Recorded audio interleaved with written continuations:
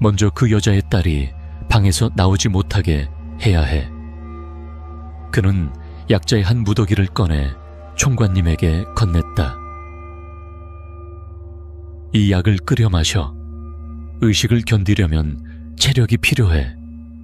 그렇지 않으면 버티지 못할 거야.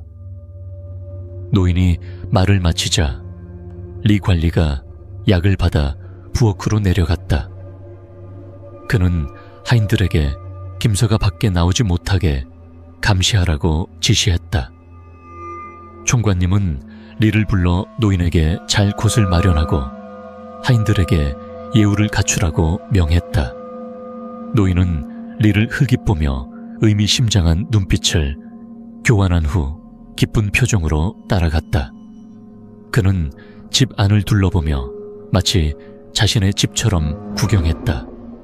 총관님은 리를 데려온 것이 잘한 선택이라며 만족스러워했다. 문득 김서의 방을 바라보니 그녀가 나오려다 하인들에게 막히는 모습이 보였다.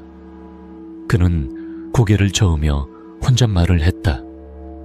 누가 그 두 모녀가 전생에 마귀라고 했던가.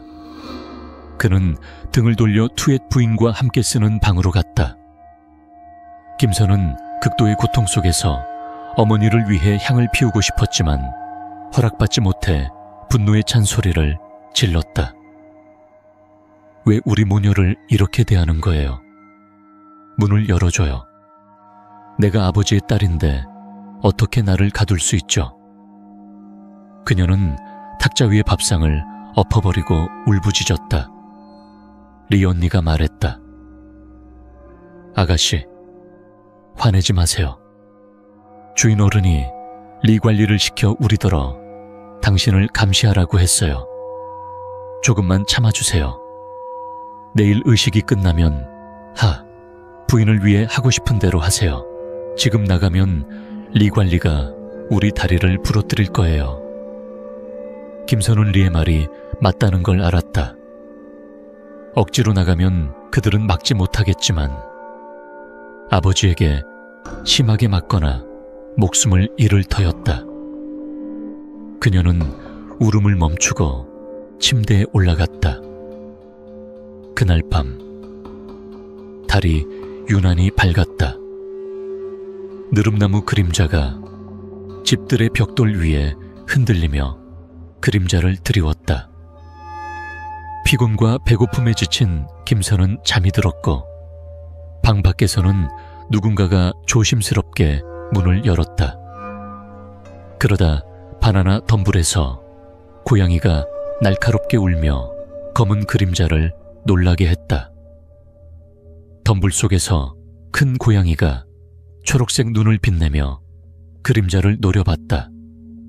멀리 백색 그림자가 어른거리며 다가왔다. 겁에 질린 검은 그림자는 뒤뜰로 도망쳐 사라졌다. 김선은 잠에서 깼고 차가운 바람이 그녀를 깨웠다. 눈은 이미 눈물로 젖어 있었고 귀에는 어머니의 목소리가 간절히 들렸다. 가, 딸아. 여기서 떠나, 가. 남을 찾아가. 뭔가를 떠올린 듯 그녀는 창문으로 달려가 창틀을 꽉 잡았다. 소리를 지르려 했으나 보이지 않는 손이 입을 막았다. 앞에는 백색 그림자가 서서 그녀를 조용히 바라봤다. 긴 머리가 얼굴을 가렸고 옆에는 초록색 눈이 그녀를 응시했다. 한편 총관님과 투엣 부인의 방에서는 총관님이 노인이 준 보약을 마셨다. 그는 투엣 부인의 손을 잡으며 말했다. 당신이 없었으면 어찌할 바를 몰랐을 거야. 당신이 먹이지 않았다면 이 약도 마실 기운이 없었을 텐데. 투엣 부인은 미소 지었지만 아무 말 없이 약그릇을 내려놓고 고개를 돌렸다. 이상한 표정을 본 총관님이 묻으려던 순간 갑작스런 심장통에 그는 가슴을 부여잡고 경련을 일으켰다. 입에서 피가 흘렀고 두 눈을 부릅뜨며 투엣 부인을 쳐다봤다. 겁에 질린 투엣 부인이 문을 열고 달리려 했으나 검은 비옷을 입은 키 큰 남자가 들어와 문을 잠갔다. 그는 투엣 부인을 끌어안고 입을 막았다. 진정된 후 그는 손을 풀고 조용히 하라는 손짓을 했다. 그는 방 안으로 들어와 후드를 벗었다. 놀란 총관님은 그 사람이 다름 아닌 오랜 신뢰를 보냈던 림을 알아봤다. 그는 약해진 눈으로 투엣 부인을 보며 더듬거렸다. 너희 가. 리 관리가 웃으며 말했다. 그의 웃음은 살인자의 냉혹함을 담고 있었다. 총관님께 진실을 알려주지. 황청일에서 마다네와 만나실 때 후회하지 않도록 말이야. 그 점쟁이가 누구인지 아세요? 그건 제 아버지예요. 그는 크게 웃었다. 밖에서 노인이 천천히 문을 열고 들어왔다. 차가운 목소리로 그는 말했다. 옛날에 내가 내도로 목에 점이 있는 여자를 찾아 아들을 낳게 해야 한다고 했지. 이제 두 아이. 한 명은 아들이고 한 명은 딸이 생겼잖아. 이제 내 목숨을 돌려주는 게 마땅하지 않겠나. 고통 속에서 몸부림치던 총관님은 리를 가리키며 말했다. 너희가 한패였구나. 너희가 날 속였어. 리 관리가 말했다. 맞아. 모든 게 우리의 계략이었어. 강도 사건 따위 없었어. 내가 꾸민 거야. 그는 투엣 부인의 손을 잡으며 말했다. 이분은 제 아내, 총관님의 마다네예요. 광과 아인 응구에 쓴 제 자식들이에요. 사실 총관님은 불임이었으니 아들을 낳을 수 없었죠. 오랫동안 아내를 너와 같이 살게 하며 참았는데 이제 모든 걸 돌려받을 때가 됐어요. 총관님은 마지막 숨을 몰아쉬며 말했다.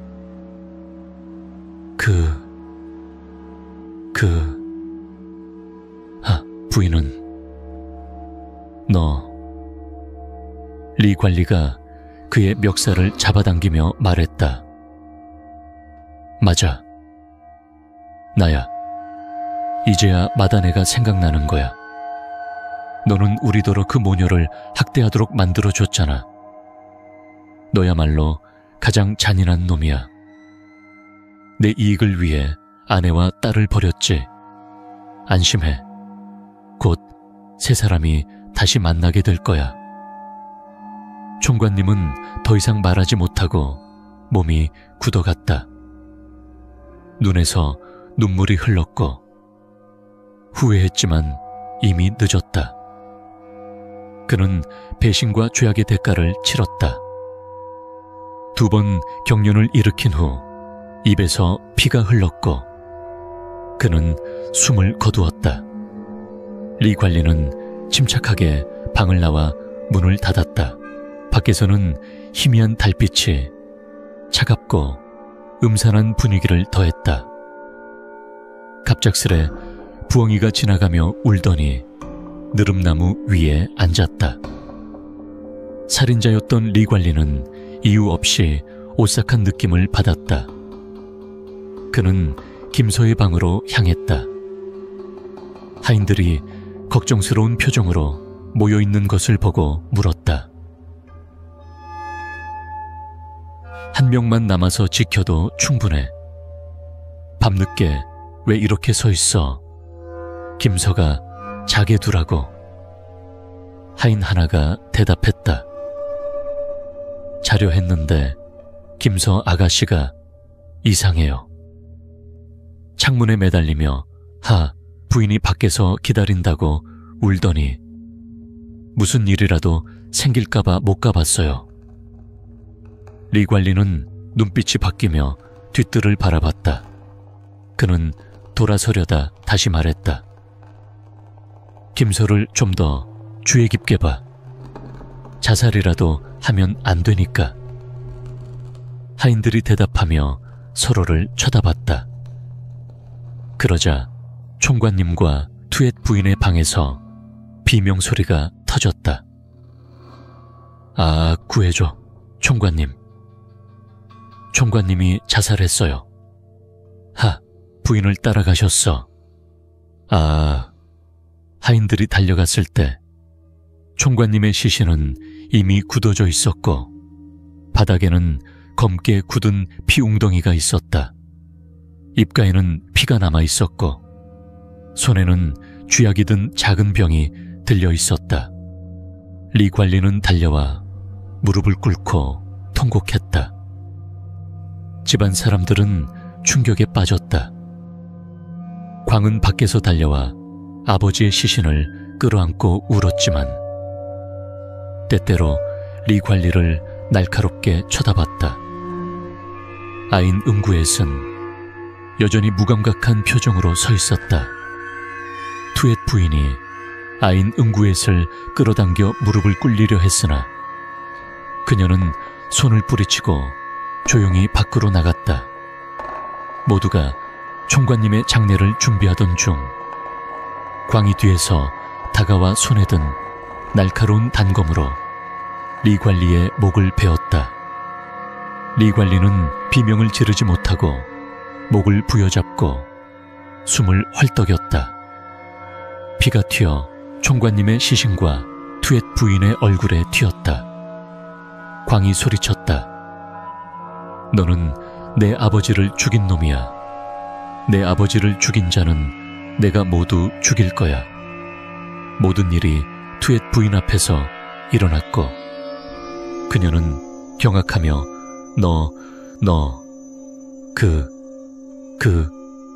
라고 더듬거리다 기절했다. 광은 몇 번 투엣 부인과 리 관리가 밀회하는 모습을 목격했지만 말하지 않았다. 그는 어머니가 리와 부적절한 관계를 맺고 있다고 의심했었다. 그날 밤 화장실에 갔던 광은 우연히 리와 점쟁이가 아버지 방에서 나오는 것을 봤다. 호기심에 가까이가 귀를 기울였지만 조용했고 어머니의 기침 소리가 들렸다. 의심스러웠지만 방으로 돌아갔다.